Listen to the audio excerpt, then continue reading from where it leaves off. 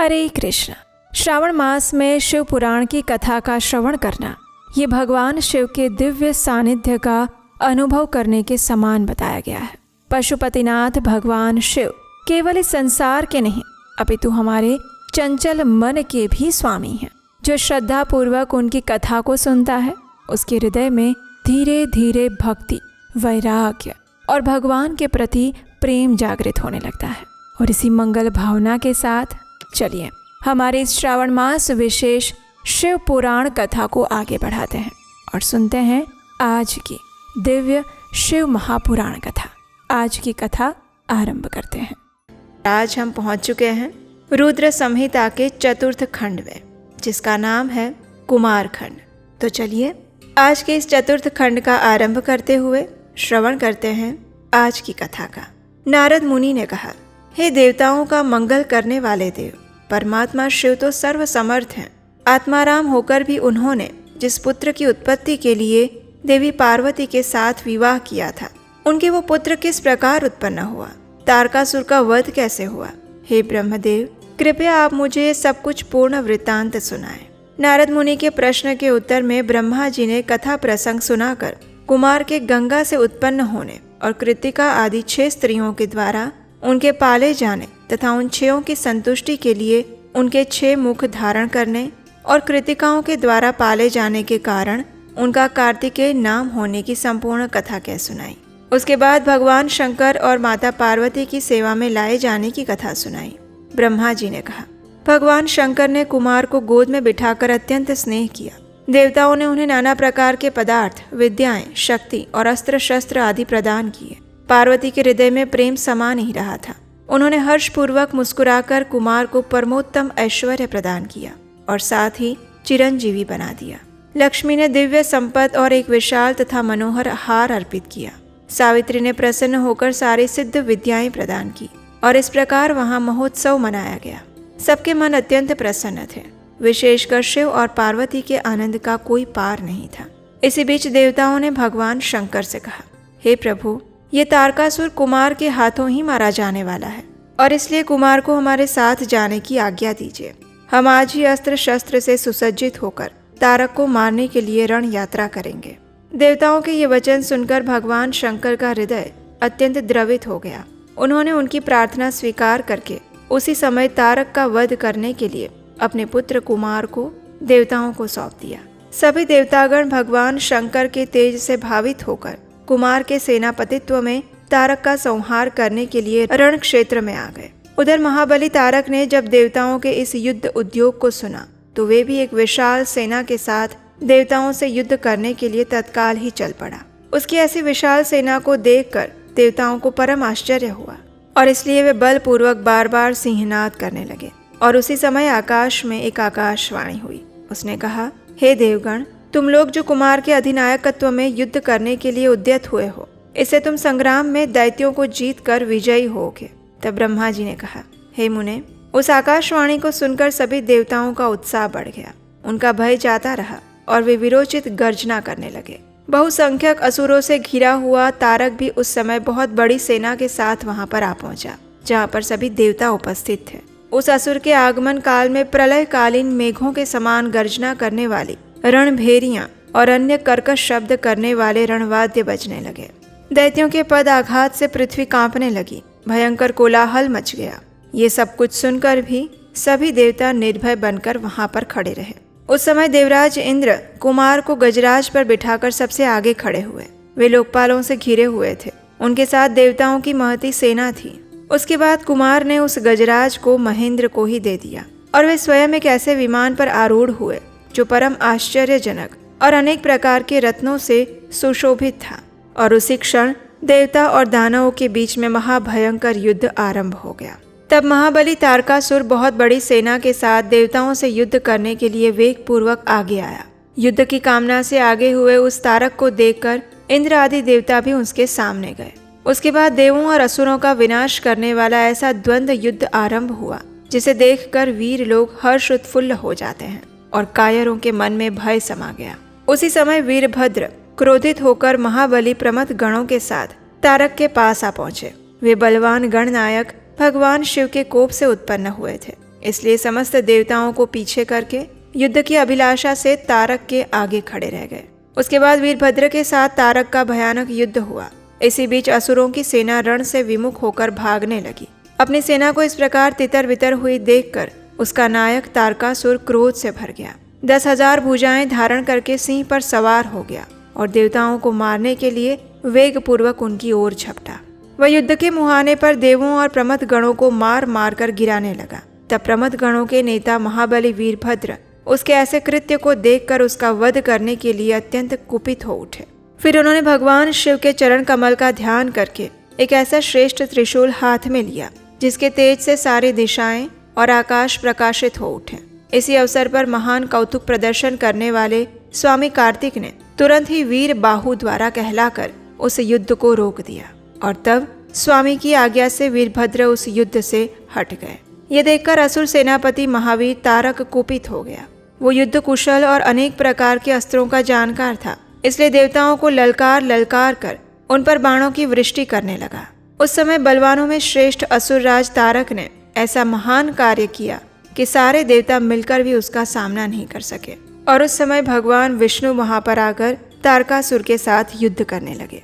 जब उन दोनों के बीच में महाभयंकर युद्ध हो रहा था, उस समय ब्रह्मा जी स्कंद के पास आते हैं और उससे कहते हैं, हे शंकर सुवन स्वामी कार्तिक, तुम तो देवाधिदेव हो, पार्वती सुत। भगवान विष्णु और तारकासुर का ये व्यर्थ युद्ध शोभा नहीं दे रहा है, क्योंकि विष्णु भगवान के हाथों से इस तारक की मृत्यु नहीं लिखी है। ये मुझसे वरदान पाकर अत्यंत बलवान हो गया है। तुम्हारे अतिरिक्त इस पापी को मारने वाला कोई नहीं है और इसलिए तुम शीघ्र ही उस दैत्य का वध करने के लिए तैयार हो जाओ। तारक का संहार करने के निमित्त ही तुम शंकर से उत्पन्न हुए हो। ब्रह्मा जी का ऐसा कथन सुनकर कार्तिकेय हंस पड़े और प्रसन्नता पूर्वक बोले, अवश्य ऐसा ही होगा। फिर स्कंद कुमार ने तारकासुर के वध का निश्चय करके विमान से उतर पड़े और पैदल चलने लगे। जिस समय महाबली शिवपुत्र कुमार अपनी अत्यंत चमकीली शक्ति को, जो लपटों से दमकती हुई एक बड़ी उल्का जैसी लग रही थी, उसे हाथ में लेकर पैदल चल रहे थे, उस समय उनकी अद्भुत शोभा हो रही थी। उनके मन में तनिक भी व्याकुलता नहीं थी। वे परम प्रचंड, अप्रमेय और बलशाली थे। उन्हें आते हुए देखकर तारकासुर कहने लगा, क्या शत्रुओं का संहार करने वाला कुमार यही है?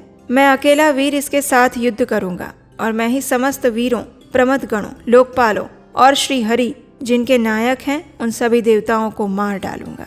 इस प्रकार देवताओं को दुर्वचन कहकर वो असुर तारक भीषण युद्ध करने लगा। तब स्कंद कुमार ने शिवजी के चरण कमलों का स्मरण किया और तारक के वध का निश्चय किया। फिर महातेजस्वी कुमार रोष आवेश में आकर गर्जना करने लगे और बहुत बड़ी सेना के साथ युद्ध के लिए डटकर खड़े हो गए। उस समय सभी देवताओं ने जय जयकार किया, उनकी स्तुति की और फिर तारकासुर और कुमार का संग्राम आरंभ हुआ। ये संग्राम अत्यंत दुस्सह्य, महान, भयंकर और संपूर्ण प्राणियों को भयभीत करने वाला था। कुमार और तारक दोनों ही शक्ति युद्ध में परम प्रवीण थे, इसलिए वे अत्यंत रोष आवेश में आकर एक दूसरे पर प्रहार करने लगे। अनेक प्रकार से दांवपेच से एक दूसरे पर आघात करने लगे। ये सब कुछ देखकर देवता, गंधर्व और किन्नर सभी चुपचाप खड़े होकर वो दृश्य देखते रहे। यहाँ तक कि वायु का चलना बंद हो गया, सूर्य की प्रभा फीकी पड़ गई, पर्वत और वन काननों सहित सारी पृथ्वी कांप उठी। हिमालय आदि पर्वत स्नेह अभिभूत होकर कुमार की रक्षा के लिए आ गए। उसके बाद शंकर जी के तेज से उत्पन्न हुए स्कंद कुमार ने अपनी उस शक्ति से तारकासुर पर प्रहार किया। उस शक्ति के आघात से तारकासुर के सभी अंग छिन्न भिन्न हो गए। संपूर्ण असुर गणों का अधिपति वो महावीर सहसा धराशायी हो गया। सबके देखते देखते वहीं पर कुमार द्वारा मारे गए तारक के प्राण पखेरु उड़ गए। तारक को इस महासमर में प्राण रहित होकर गिरा हुआ देखकर कुमार ने पुनः उस पर वार नहीं किया। उस युद्ध में कुछ असुरों ने भयभीत होकर हाथ जोड़ लिए, कुछ के शरीर छिन्न भिन्न हो गए, कुछ शरणार्थी पाही पाही पुकारते हुए कुमार के शरण में चले गए और कुछ मैदान छोड़कर भाग गए। इस प्रकार वो सारी दैत्य सेना विनष्ट हो गई। दुरात्मा तारक के मारे जाने पर सभी लोग निष्कंटक हो गए और इंद्र आदि सभी देवता भी अत्यंत प्रसन्न हो गए। उस समय भगवान शंकर भी कार्तिकेय की विजय का समाचार पाकर प्रसन्नता से भर गए और माता पार्वती के साथ अपने गणों से घिरे हुए वहां पधारे। तब माता पार्वती ने परम प्रेम पूर्वक सूर्य के समान तेजस्वी अपने पुत्र कुमार को अपनी गोद में लेकर लाड प्रेम किया और उस अवसर पर अपने पुत्रों से घिरे हुए हिमालय ने बंधु बांधवों और अनुयायियों के साथ आकर शंभु, पार्वती और गुह का स्तवन किया। उस समय उपदेवों ने बहुत बड़ी पुष्प वर्षा की, सभी प्रकार के बाजे बजने लगे और महान विजय उत्सव मनाया गया। उसके बाद सबसे प्रशंसित और अपने गणों से घिरे हुए भगवान रुद्र जगत जननी भवानी के साथ अपने निवास स्थान कैलाश पर्वत को चले गए। जब सभी देवताओं ने देखा कि तारकासुर मारा गया है तो सबके चेहरे पर प्रसन्नता खिल उठी। वे भक्ति पूर्वक शंकर सुवन कुमार की स्तुति करने लगे। भगवान विष्णु और ब्रह्मा जी ने उनकी प्रशंसा की और तब स्वामी कार्तिकेय ने सभी देवताओं को क्रमशः नया नया वर प्रदान किया। तत्पश्चात पर्वतों को स्तुति करते हुए देखकर वे शंकर तनय परम प्रसन्न हुए और उन्हें वर देते हुए कहे, हे भूधरों, तुम सभी पर्वत तपस्वियों द्वारा पूजनीय तथा कर्मठ और ज्ञानियों के लिए सेवनीय होगे। ये जो मेरे माता माँ पर्वत श्रेष्ठ हिमवान हैं, ये महाभाग आज से तपस्वियों के लिए फलदाता होंगे। जब स्कंद स्वामी ने इस प्रकार सभी देवताओं को वर प्रदान किया तब देवताओं ने कहा, हे असुर राज तारक को मारने वाले, हे स्कंद स्वामी, आपने हम सबको चराचर जगत को सुखी कर दिया है। अब आपको परम प्रसन्नता पूर्वक अपने माता पिता पार्वती और शंकर का दर्शन करने के लिए शिव के निवास भूत कैलाश पर जाना चाहिए। देवताओं की बात सुनकर कार्तिकेय स्वामी विमान पर चढ़कर कैलाश के पास पहुंचे और उस समय शिव तथा शिवा ने बड़ा आनंद मनाया। शिव जी ने उन्हें अभय दान दिया। तारकासुर के और कुमार स्कंद के इस दिव्य अद्भुत वृत्तांत को सुनकर नारद मुनि अत्यंत प्रसन्न हुए और फिर नारद मुनि ने पूछा, हे देवदेव, मैंने स्वामी कार्तिक के सद वृत्तांत को अमृत से भी उत्तम है उसे सुन लिया। अब मुझे गणेश का उत्तम चरित्र सुनाइए। आप उनका जन्म वृत्तांत, दिव्य चरित्र और जो भी संपूर्ण मंगलों के लिए भी मंगल है उसके विषय में बताइए। नारद मुनि के ऐसे वचन सुनकर ब्रह्मा जी का मन हर्ष से गदगद हो गया। उन्होंने शिव जी का स्मरण किया और फिर उन्होंने कहा, हे नारद, पहले जो मैंने विधि पूर्वक गणेश की उत्पत्ति का वर्णन किया था कि शनि की दृष्टि पड़ने से गणेश का मस्तक कट गया था और तब उस पर हाथी का मुख लगा दिया था, वो कल्पांतर की कथा है। अब मैं तुम्हें श्वेत कल्प में जो घटित हुई है उस गणेश की कथा का वर्णन करता हूँ, जिसमें कृपालु शंकर ने ही उनका मस्तक काट लिया था। और इस विषय में संदेह नहीं करना चाहिए, क्योंकि भगवान शंभु कल्याणकारी हैं। उनकी लीला से सारे विश्व की सृष्टि, रक्षा और विनाश होता है। अब तुम उस कथा का श्रवण करो। एक समय पार्वती जी की जया विजया नाम वाली सखियां उनके पास आकर विचार करने लगी, हे सखी, सभी गण रुद्र के ही हैं। नंदी, भृंगी आदि जो हमारे हैं वे भी शिव के ही आज्ञा पालन में तत्पर रहते हैं। जो असंख्य प्रमथ गण हैं उनमें भी हमारा कोई नहीं है। वे सभी शिव आज्ञा परायण होकर द्वार पर खड़े रहते हैं। यद्यपि वे सभी हमारे भी हैं, तथापि उनसे हमारा मन नहीं मिलता। इसलिए आपको भी हमारे लिए एक गण की रचना करनी चाहिए। जब सखियों ने पार्वती जी से ऐसा कहा तो उन्होंने उसे हितकारक माना और उस पर विचार किया। उसके बाद जब पार्वती जी एक समय स्नान कर रही थी तब सदाशिव नंदी को डरा धमकाकर घर के भीतर चले आए। शंकर जी को आते देखकर स्नान करती हुई पार्वती उठकर खड़ी हो गई। उस समय उनको बड़ी लज्जा आई, वे आश्चर्यचकित हो गई। उस अवसर पर उन्होंने सखियों के वचन को हितकारक और सुखप्रद माना। तब शिव पत्नी पार्वती ने मन में ऐसा विचार किया कि मेरा भी कोई एक ऐसा सेवक होना चाहिए जो परम शुभ, कार्य कुशल और मेरी ही आज्ञा में तत्पर रहने वाला हो। इस प्रकार विचार करके पार्वती देवी ने अपने शरीर की मैल से एक ऐसे चेतन पुरुष का निर्माण किया जो संपूर्ण शुभ लक्षणों से युक्त था। उसके सभी अंग सुंदर और दोष रहित थे। उसका शरीर विशाल, परम शोभायमान और महान बल और पराक्रम से संपन्न था। देवी ने उसे अनेक प्रकार के वस्त्र, नाना प्रकार के आभूषण और बहुत सा उत्तम आशीर्वाद देकर कहा, तुम मेरे पुत्र हो, मेरे अपने हो। तुम्हारे समान प्यारा मेरा यहाँ कोई दूसरा नहीं। पार्वती के ऐसा कहने पर वह पुरुष उन्हें नमस्कार करके बोला, हे माता, आज आपको कौन सा कार्य आ पड़ा है? मैं आपके कथन अनुसार उसे पूर्ण करूंगा। गणेश के पूछने पर पार्वती जी अपने पुत्र को उत्तर देते हुए कहती हैं, हे तात, तुम मेरे पुत्र हो, मेरे अपने हो, इसलिए अब मेरी बात सुनो। आज से तुम मेरे द्वारपाल हो जाओ। मेरी आज्ञा के बिना कोई भी हठ पूर्वक मेरे महल के भीतर प्रवेश ना करने पाए, चाहे वो कहीं से भी आए, कोई भी हो। ये मैंने तुमसे बिल्कुल सत्य कहा है। इस प्रकार कहकर पार्वती ने गणेश के हाथ में एक सुदृढ़ छड़ी दे दी और उस समय उनके सुंदर रूप को निहार कर पार्वती हर्षमग्न हो गई। उन्होंने प्रेम पूर्वक अपने पुत्र का मुख चूमा और कृपा परवश होकर उसे छाती से लगाया। फिर दंडधारी गणराज को अपने द्वार पर स्थापित कर दिया और महावीर गणेश भी पार्वती की हित कामना से हाथ में छड़ी लेकर गृह द्वार पर पहरा देने लगे। अब उसके बाद शिवा गणेश को अपने दरवाजे पर नियुक्त करके स्वयं सखियों के साथ स्नान करने लगी। और उसी समय भगवान शिव, जो परम कौतुकी और नाना प्रकार की लीलाएं रचने में निपुण हैं, वो द्वार पर आए।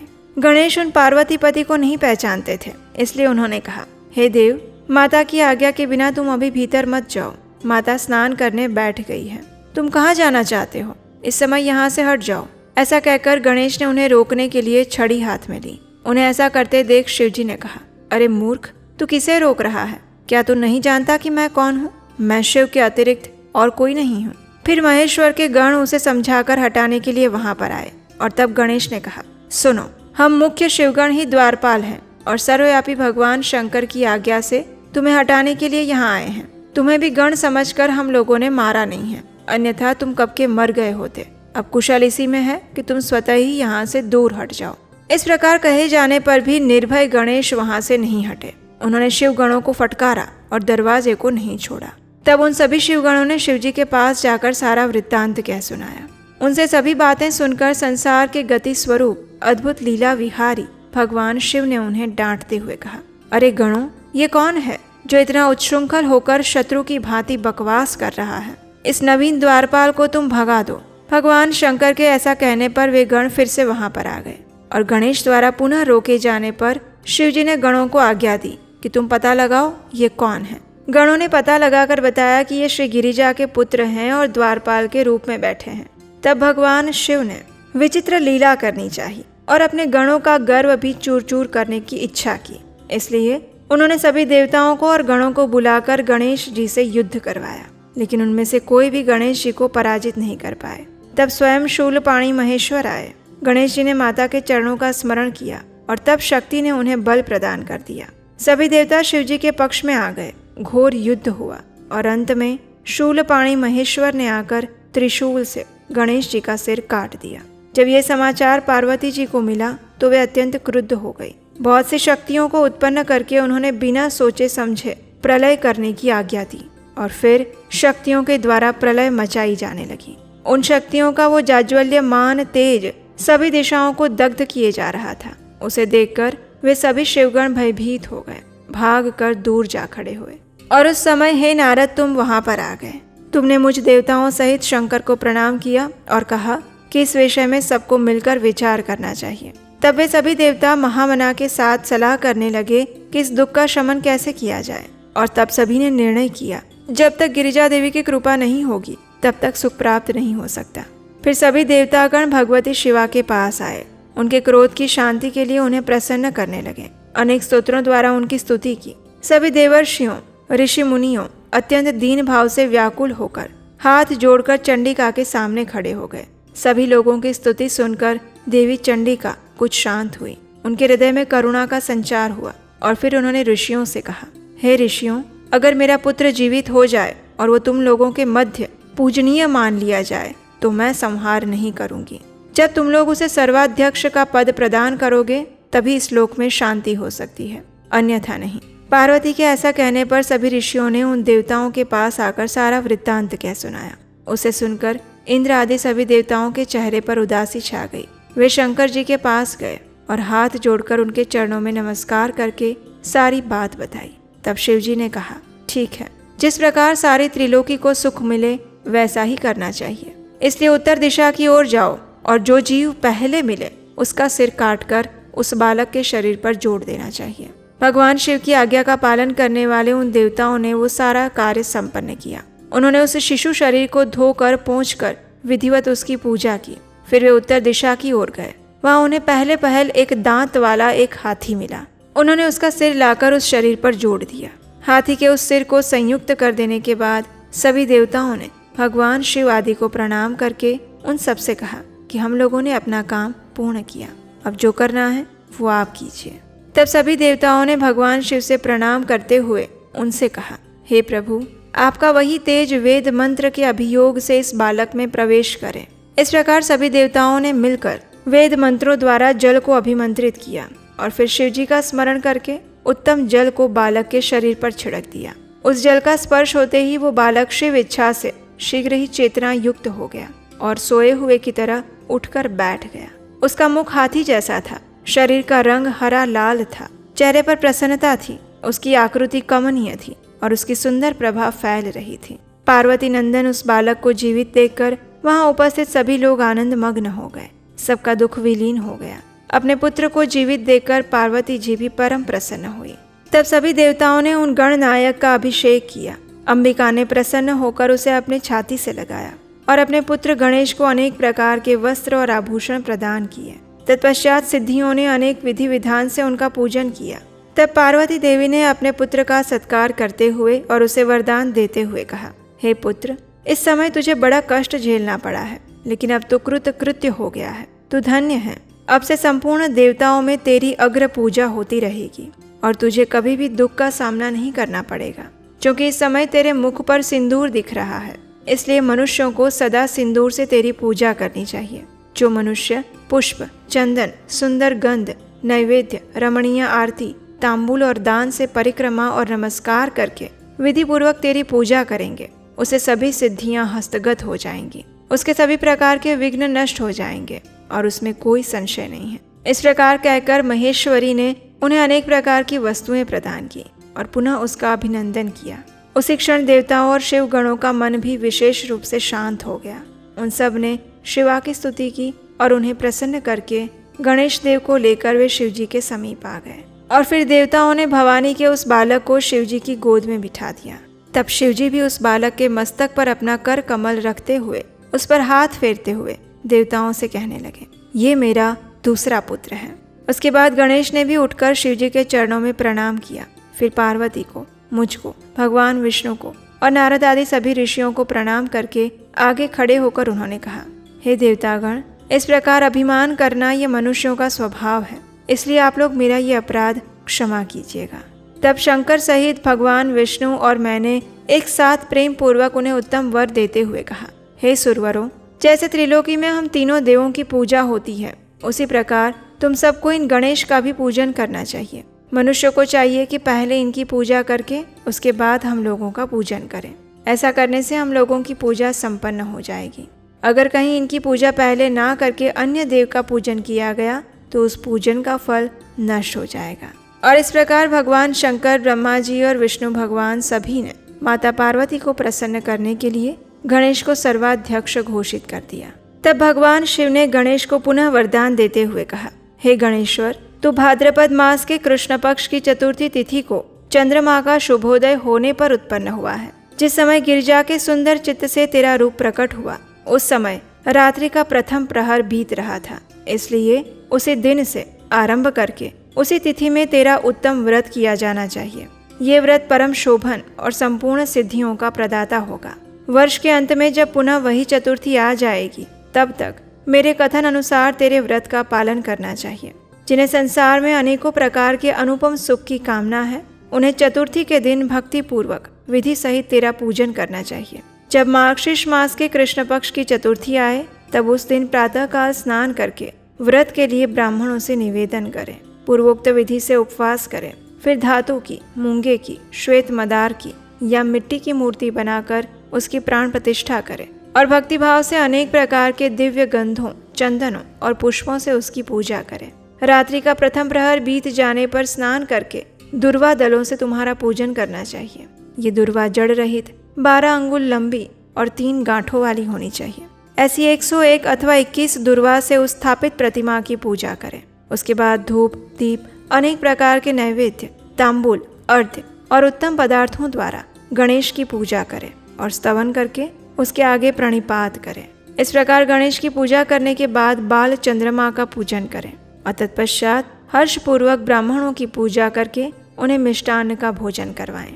उनके भोजन कर लेने के बाद स्वयं भी नमक रहित मिष्टान्न का ही प्रसाद पाए और फिर गणेश का स्मरण करके अपने सभी नियमों का विसर्जन कर दे। इस प्रकार तेरा व्रत पूर्ण होता है। इस प्रकार व्रत करते हुए जब पूरा वर्ष हो जाए, तब व्रती मनुष्य को चाहिए कि वो व्रत की पूर्ति के लिए व्रत का उद्यापन कार्य संपन्न करे। उसमें 12 ब्राह्मणों को भोजन कराना चाहिए। एक कलश स्थापित करके उस पर तेरी मूर्ति की पूजा करनी चाहिए। वेद विधि के अनुसार वेदिका निर्माण करके उस पर अष्टदल कमल बनाएं। फिर उसी पर धन की कंजूसी छोड़कर हवन करें। पुनः मूर्ति के सामने 2 स्त्रियों और 2 बालकों को बिठाकर विधिपूर्वक उनकी पूजा करें और सादर उन्हें भोजन करवाएं। प्रातःकाल पुनः पूजन करने के बाद पुनरागमन के लिए उसका विसर्जन कर दें। बालकों से आशीर्वाद ग्रहण करें, स्वस्ति वाचन कराएं और व्रत की पूर्ति के लिए पुष्पांजलि निवेदित करें। इस प्रकार जो इस व्रत को पूर्ण करता है उसे अभिष्ट फल की प्राप्ति होती है। जो श्रद्धा सहित अपनी शक्ति के अनुसार तेरी पूजा करेगा उसके सभी मनोरथ सफल हो जाएंगे। मनुष्यों को सिंदूर, चंदन, चावल, केतकी पुष्प आदि अनेकों उपचारों द्वारा गणेश्वर का पूजन करना चाहिए। इस कथा के विषय में आगे बताते हुए ब्रह्मा जी कहते हैं, ये गणेश चरित्र संबंधी ग्रंथ जिसके घर में सदैव वर्तमान यानी उपस्थित रहता है वो मंगल संपन्न होता है। उसमें थोड़ा भी संशय रखने की आवश्यकता नहीं है। जो यात्रा के अवसर पर अथवा किसी भी पुण्य पर्व पर इसे मन लगाकर सुनता है वो श्री गणेश जी की कृपा से संपूर्ण अभिष्ट फल को प्राप्त कर लेता है। ब्रह्मा जी के ऐसा कहने पर नारद मुनि ने उन्हें फिर से कहा, हे पिताजी, उसके बाद कौन सी घटना हुई उसका वर्णन कीजिए। तब ब्रह्मा जी ने कहा, हे ऋषि सत्तम, अब मैं उसका वर्णन करता हूँ जो परम उत्तम बात है, ध्यान से सुनो। शिव और पार्वती अपने दोनों पुत्रों की बाल लीला देखकर महान प्रेम में मग्न रहने लगे। पुत्रों का लाड़ प्यार करने के कारण माता पिता का सुख दिनों दिन बढ़ता गया। वे दोनों कुमार प्रीति पूर्वक आनंद के साथ अनेक प्रकार की लीलाएं करते थे। वे दोनों बालक स्वामी कार्तिकेय और गणेश भक्ति पूरित चित्त से सदैव माता पिता की सेवा करते। इससे माता पिता का महान स्नेह अनेक गुना बढ़ गया। एक समय शिव और शिवा दोनों प्रेम पूर्वक एकांत में बैठकर विचार करने लगे, हमारे ये दोनों पुत्र विवाह के योग्य हो गए हैं, अब इन दोनों का शुभ विवाह कैसे संपन्न हो। हमें तो जैसे षडानन प्यारा है वैसे ही गणेश भी हैं। इस प्रकार वे दोनों बातचीत करते हुए आनंद मग्न हो गए थे। माता पिता के विचार को जानकर उन दोनों पुत्रों के मन में भी विवाह की इच्छा जाग उठी। वे दोनों पहले मैं विवाह करूंगा, पहले मैं विवाह करूंगा, इस प्रकार बारंबार कहते हुए परस्पर विवाद करने लगे। और तब शिव और पार्वती दोनों दंपति अपने पुत्रों की बात सुनकर लोकाचार का आश्रय लेकर अत्यंत आश्चर्यचकित हो गए। कुछ समय बाद उन्होंने अपने दोनों पुत्रों को बुलाया और उनसे कहा, हे पुत्रों, हम लोगों ने पहले से ही एक ऐसा नियम बनाया है जो तुम दोनों के लिए सुखदायक होगा। अब उसे ध्यान से सुनो। हे हमारे प्रिय बच्चों, हमें तो तुम दोनों पुत्र समान ही प्यारे हो, किसी पर विशेष प्रेम हो ऐसी बात नहीं है। इसलिए एक ऐसी शर्त बनाई है तुम दोनों के विवाह के विषय में जो दोनों के लिए कल्याणकारी है। और वो शर्त ये है कि जो सभी पृथ्वी की परिक्रमा करके पहले लौट आएगा उसी का शुभ विवाह पहले किया जाएगा। माता पिता की बात सुनकर शर जन्मा महाबली कार्तिकेय तुरंत अपने स्थान से पृथ्वी की परिक्रमा करने के लिए चल पड़े। लेकिन अगाध बुद्धि संपन्न गणेश वहीं खड़े रह गए। वे अपनी बुद्धि का आश्रय लेकर बार बार विचार करने लगे कि अब मैं क्या करूं, कहाँ जाऊं। परिक्रमा तो मुझसे होगी नहीं, क्योंकि कोस भर चलने के बाद आगे मुझसे चला ही नहीं जाएगा। फिर सारी पृथ्वी की परिक्रमा करके मैं कैसे सुख प्राप्त कर सकता हूँ। ऐसा विचार करके वो कुछ सोचने लगे। उसके बाद उन्होंने अपने घर लौटकर विधि पूर्वक स्नान किया और माता पिता से आकर कहने लगे, पिताजी, माताजी, मैंने आप लोगों की पूजा करने के लिए यहाँ 2 आसन स्थापित किए हैं। आप दोनों इस पर विराजिए और मेरा मनोरथ पूर्ण कीजिए। गणेश की बात सुनकर पार्वती और परमेश्वर शिव उनकी पूजा ग्रहण करने के लिए आसन पर बैठ गए। गणेश ने उनकी विधि पूर्वक पूजा की और बार बार प्रणाम करते हुए उनकी 7 बार प्रदक्षिणा की और वे अनेक प्रकार से माता पिता की स्तुति करने लगे। और फिर अंत में उन्होंने कहा, हे माताजी, हे पिताजी, आप दोनों सर्वश्रेष्ठ, धर्म रूप और महाबुद्धिमान हैं। इसलिए धर्म अनुसार मेरी बात सुनिए। मैंने 7 बार पृथ्वी की परिक्रमा कर ली है। मैंने अपनी बुद्धि से आप दोनों शिव पार्वती की पूजा करके प्रदक्षिणा कर ली है। अतः मेरी समुद्र पर्यंत पृथ्वी की परिक्रमा पूर्ण हो गई। वेदों और शास्त्रों में जो ऐसे वचन मिलते हैं वे सत्य हैं। जो पुत्र माता पिता की पूजा करके उनकी प्रदक्षिणा करता है उसे पृथ्वी परिक्रमा जनित फल सुलभ हो जाता है। जो माता पिता को घर पर छोड़कर तीर्थ यात्रा के लिए जाता है वो माता पिता की हत्या से मिलने वाले पाप का भागी होता है, क्योंकि पुत्र के लिए माता पिता का चरण रज महान तीर्थ है। अन्य तीर्थ तो दूर जाने पर प्राप्त होते हैं, लेकिन धर्म का साधनभूत ये तीर्थ पास में ही सुलभ है। पुत्र के लिए माता पिता और स्त्री के लिए पति, ये दोनों सुंदर तीर्थ घर में ही विद्यमान होते हैं। आप दोनों धर्म रूप हैं, इसलिए अब आप शीघ्र ही मेरा शुभ विवाह करवा दीजिए। इतना कहकर पार्वती नंदन गणेश चुप हो गए। और इधर वे दोनों पति पत्नी जगदीश्वर शिव और पार्वती गणेश के ऐसे वचन सुनकर अत्यंत विस्मित हो गए और फिर वे अपने पुत्र गणेश की प्रशंसा करते हुए कहने लगे, हे पुत्र, तू महान आत्मबल से संपन्न है और इसी से तुझ में निर्मल बुद्धि उत्पन्न हुई है। तूने जो बात कही है वो बिल्कुल सत्य है। दुख का अवसर आने पर जिसकी बुद्धि विशिष्ट हो जाती है, उसका दुख उसी प्रकार विनष्ट हो जाता है जैसे सूर्य के उदय होते ही अंधकार। जिसके पास बुद्धि है वही बलवान है, बुद्धिहीन के पास बल कहाँ। हे पुत्र, वेद शास्त्र और पुराणों में बालक के लिए धर्म पालन की जैसी बात कही गई है वो सब तूने पूरी कर ली। हमने तेरी बात मान ली, अब इसके विपरीत नहीं कहेंगे। इस प्रकार कहकर उन दोनों ने बुद्धि सागर गणेश को सांत्वना दी और फिर वे उनके विवाह के संबंध में विचार करने लगे। उसी समय प्रसन्न बुद्धि वाले प्रजापति विश्वरूप को शिवजी के उद्योग का पता चला। उस प्रजापति विश्वरूप की दिव्य रूप संपन्न 2 सुंदरी कन्याएं थीं, जिनका नाम सिद्धि और बुद्धि था। भगवान शंकर और गिरिजा ने उन दोनों के साथ हर्षपूर्वक गणेश का विवाह संस्कार संपन्न करवाया। उस विवाह अवसर पर सभी देवता प्रसन्न होकर पधारे। उस समय शिव और पार्वती का जैसा मनोरथ था उसी के अनुसार विश्वकर्मा ने ये विवाह करवाया। उसे देखकर ऋषियों, मुनियों और सभी देवताओं को परम हर्ष प्राप्त हुआ। कुछ काल के पश्चात महात्मा गणेश के उन दोनों पत्नियों से 2 दिव्य पुत्र उत्पन्न हुए। उनमें गणेश पत्नी सिद्धि के गर्भ से क्षेम नामक पुत्र उत्पन्न हुआ और बुद्धि के गर्भ से जिस परम सुंदर पुत्र ने जन्म लिया उसका नाम लाभ हुआ। और इस प्रकार गणेश अचिंत्य सुख का भोग करते हुए निवास करने लगे। और तब दूसरे पुत्र स्वामी कार्तिकेय पृथ्वी की परिक्रमा करके वापस आए। जब नारद मुनि ने आकर कुमार स्कंद को ये सारा समाचार कह सुनाया तो ये सुनकर कुमार के मन में बड़ा क्षोभ हुआ। वे माता पिता शिवा और शिव के द्वारा रोके जाने पर भी वहां पर नहीं रुके और कैलाश पर्वत को छोड़कर क्रौंच पर्वत की ओर चले गए। उसी दिन से शिवपुत्र स्वामी कार्तिक का कुमारत्व प्रसिद्ध हुआ। उनका नाम त्रिलोकी में विख्यात हो गया। वे शुभदायक, सर्व पापहारी, पुण्यमय और उत्कृष्ट ब्रह्मचर्य की शक्ति प्रदान करने वाला है। कार्तिक की पूर्णिमा को सभी देवता, ऋषि, तीर्थ और मुनीश्वर सदा कुमार का दर्शन करने के लिए क्रौंच पर्वत पर जाते हैं। जो मनुष्य कार्तिक की पूर्णिमा के दिन कृतिका नक्षत्र का योग होने पर स्वामी कार्तिक का दर्शन करता है उसके संपूर्ण पाप नष्ट हो जाते हैं और मनोवांछित फल की प्राप्ति होती है। इधर स्कंद का वियोग हो जाने पर उमा को महान दुख हुआ। उन्होंने दीन भाव से अपने स्वामी शिवजी से कहा, हे प्रभु, आप मुझे साथ लेकर चलिए। और तब भगवान शंकर अपने एक अंश से उस पर्वत पर गए और सुखदायक मल्लिकार्जुन नामक ज्योतिर्लिंग के रूप में वहां प्रतिष्ठित हो गए। वे सत्पुरुषों की गति और अपने सभी भक्तों के मनोरथ पूर्ण करने वाले हैं और वे आज भी शिवा के साथ उस पर्वत पर विराजमान हैं। वे दोनों शिवा और शिव भी पुत्र स्नेह से विवल होकर प्रत्येक पर्व पर कुमार को देखने के लिए जाते हैं। अमावस्या के दिन वहां स्वयं शंभु पधारते हैं और पूर्णिमा के दिन पार्वती जी आती हैं। और इस प्रकार रुद्र संहिता का कुमार खंड यहाँ पर समाप्त होता है। और हमारी आज की शिव महापुराण कथा को भी हम यहीं पर विराम देते हैं। आगे की कथा सुनेंगे आने वाली कल की कड़ी में। भगवान शिव की तरह हमेशा शांत, धीर और गंभीर रहना चाहते हैं, लेकिन मन बार बार परेशान करता रहता है।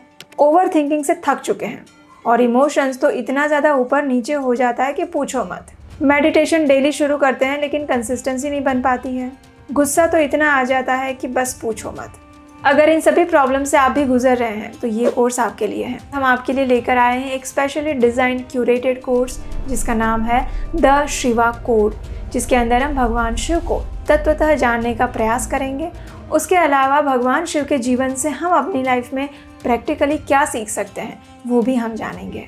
मेडिटेशन को सरल कैसे बनाया जा सकता है, अपने इमोशंस को कैसे कंट्रोल किया जा सकता है और भगवान शिव के पास टाइम से हमें क्या शिक्षाएं मिल रही हैं। और उसके अलावा 5 माइक्रो हैबिट्स जो आप अपने जीवन में भगवान शिव के जीवन से उतार सकते हैं। लिमिटेड टाइम ऑफर है तो जल्दी से जाइए, नीचे डिस्क्रिप्शन बॉक्स में लिंक दिया गया है।